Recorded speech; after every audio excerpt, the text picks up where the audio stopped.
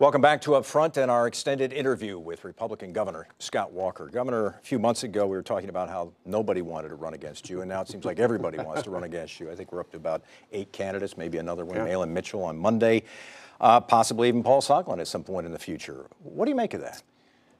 At some point, I think every Democrat in the state's going to be running, or at least every elected one or would be elected one. I mean, to me, they're all the same. They're all far to the left. They'll all take us back, as we said before, to the kind of policies we saw that lost us 133,000 jobs in the 4 years before he took office.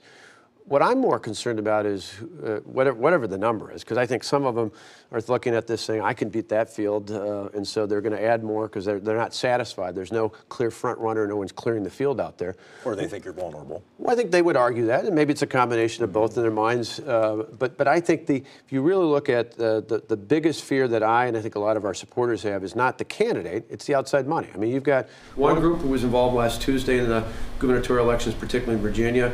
That's a group that Terry McAuliffe is involved in, along with the former president, former attorney general. Their public goal is to raise $500 million to take on me and 12 other Republican governors next year.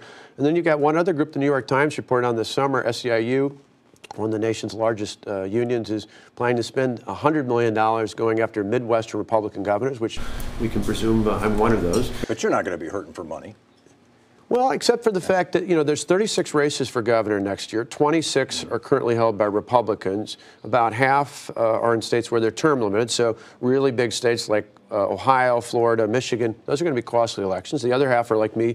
They can run for re-election. So in terms of external money, I think I'm going to be left pretty much on my own to raise money here in the state of Wisconsin. And that's why our argument when I went around the state this past week is to counter that outside money, I need an army of grassroots volunteers. It's why we've seen people come out of the woodwork to help us. People go all the time to our website, scottwalker.com, and sign up and say, we're going to help you go door to door and counter that message. Because a lot of those groups, sure, they'd like to help other candidates for governor in other states, but they'd like to take me out for a lot of reasons far bigger than just this election. You mentioned all the gubernatorial races, and so let's talk about what happened on Tuesday. So we had a Democrat win in Virginia, and we had a Democrat win in New Jersey.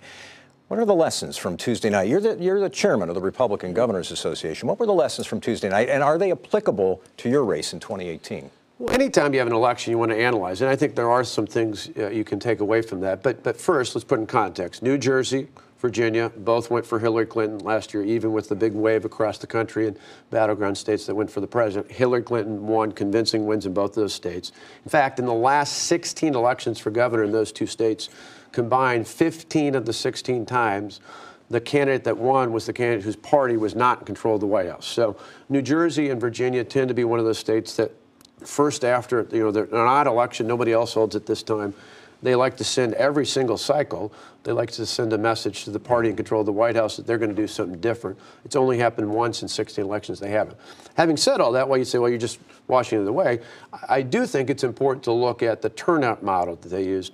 Ed Gillespie, the Republican candidate in Virginia, actually got more votes than Terry McAuliffe, the winner of the election 4 years before, a Democrat.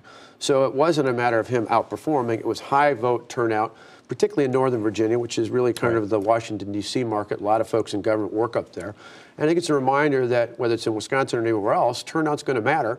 And for a Republican like me to win, I need to win not just Republicans, I need heavy turnout amongst independents. Because Gillespie won independents, as I have in the past. We need heavy turnout amongst independents. Well, let's talk about Ed Gillespie's experience in Virginia. So the Republican candidate loses, and afterwards Donald Trump tweets that he worked hard, Ed Gillespie worked hard, but he didn't embrace Donald Trump. Yeah.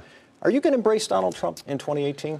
Well, I'm going to do what I've done in the past, which is I give the president credit if he does things that are good in Wisconsin. If he doesn't, I stay out of the mix. And on issues where I differ, like, for example, on funding for the Great Lakes, I went right to the Congress and said, I disagree with the president's budget. I want to do something that continues to protect the Great Lakes. But on Foxconn, you heard me say it last Friday, the president, without a doubt, whether you agree or disagree with him, I think the facts are pretty clear, that the reason that Foxconn not chose to come to Wisconsin, but chose to come to America was very clearly because of the president's not just personal influence, but because of his trade policies. We took the ball from there and ran, so I give him credit.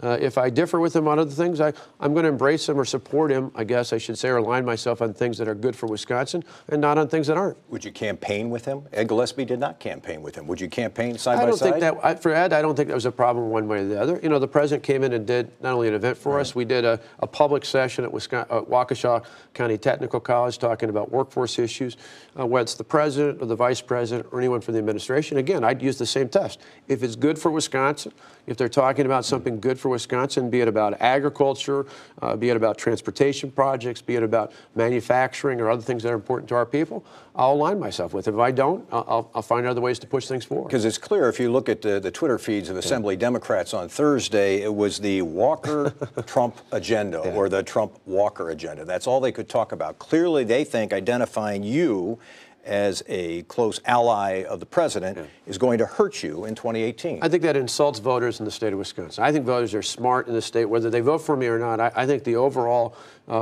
understanding of voters in the state is exceptionally smart. It's why last spring we had the largest turnout in the state in the primary, other than New Hampshire, which is traditionally one of the best turnout states in the nation. We've gone through a lot of elections. Our voters are smart. They're not going to be fooled into thinking that a governor's race has something to do with the federal elections. If they want to talk about federal elections, talk about the U.S. Senate or the House seats out there. And they're going to look at the facts, and the facts are pretty clear. We're going to lay them out. We're going to talk about the good that we've done to move the state forward, more jobs, freezing tuition, historic levels of investments in K through 12 education, welfare reform, #1 quality ranked healthcare systems in the nation. And then what are we going to do next to keep building off of that? Those are the issues people care about. Let's take one more break.